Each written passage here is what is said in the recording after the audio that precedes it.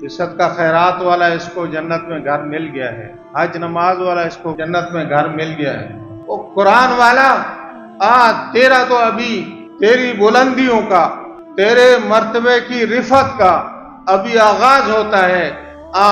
جس طرح دنیا میں قرآن کی تلاوت کرتا تھا اس طرح جنت میں قرآن کی تلاوت کرتا جا، ہر آیت پر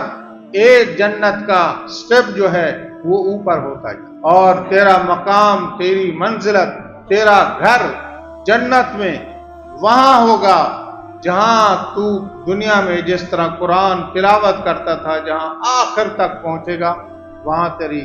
جنت میں اللہ نے مکان بنایا۔ اور بعض علماء نے اس سے یہ استنباط کیا کہ قرآن کی جتنا آیات ہیں جنت کے اتنا درجے، جنت کے اتنا درجے۔ جو صاحب قرآن ہے، جو قرآن پڑھنے والا ہے، جو قرآن پڑھنے والا ہے، وہ